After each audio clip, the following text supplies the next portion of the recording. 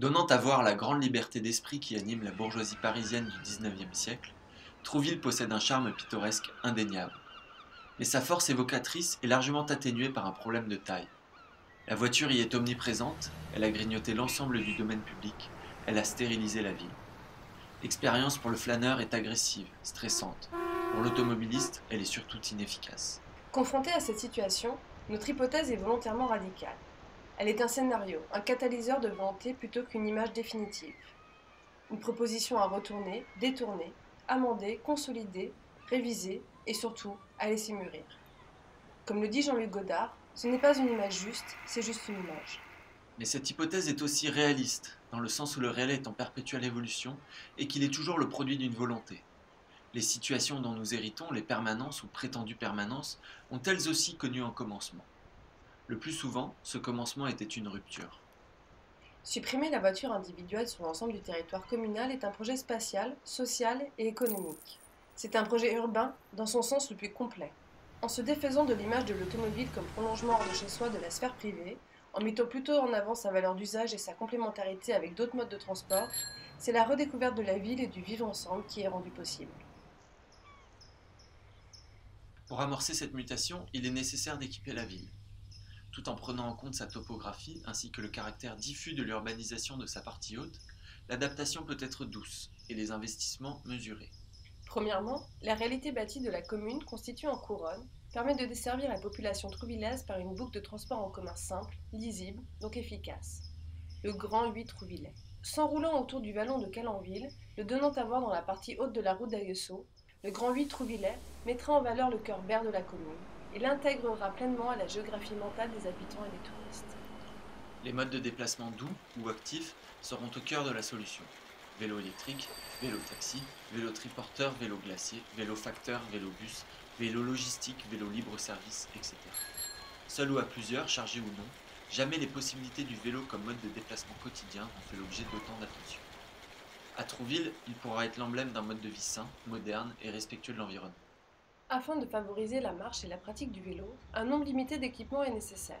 Des escalators urbains seront installés en des points clés, ainsi que deux systèmes de remontée mécanique pour vélo, du même type que celui qui a été mis en place à Trondheim en Norvège par une entreprise française.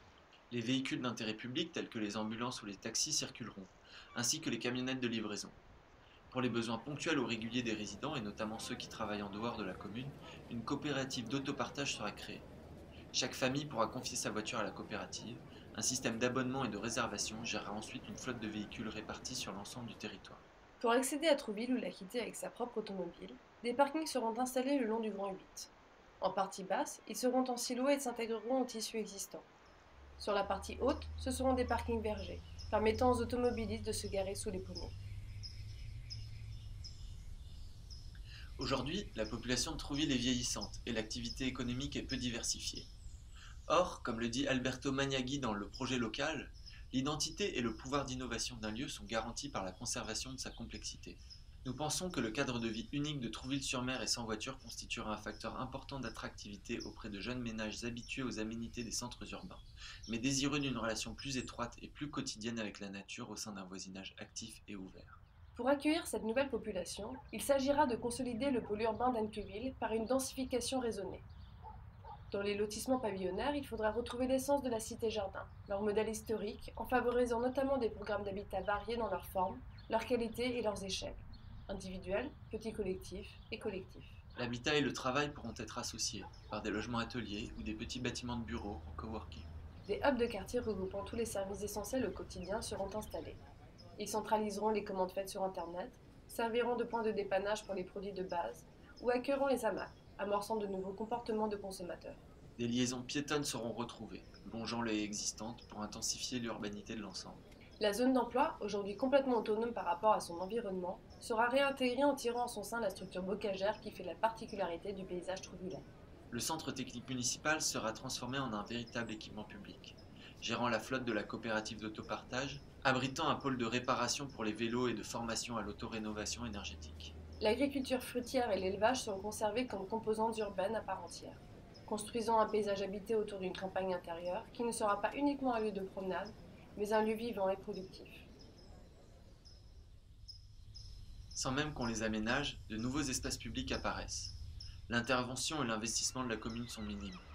Il s'agit d'œuvrer par soustraction, réparer, retirer les potelets ou autres barrières devenues inutiles, gratter l'enrobé progressivement pour retrouver une perméabilité du sol et alléger les réseaux humides.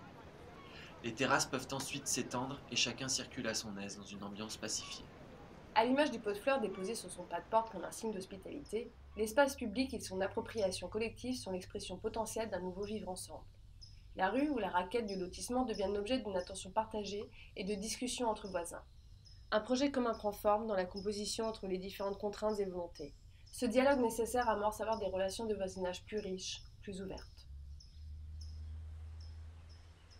Comme le montrent d'autres lieux emblématiques, par exemple Ilha Grande au Brésil, 5000 habitants, Venise bien entendu, 60 000 habitants, ou l'île de Bréa, plus proche, 500 habitants, l'absence de voiture est un marqueur fort de l'identité d'un lieu.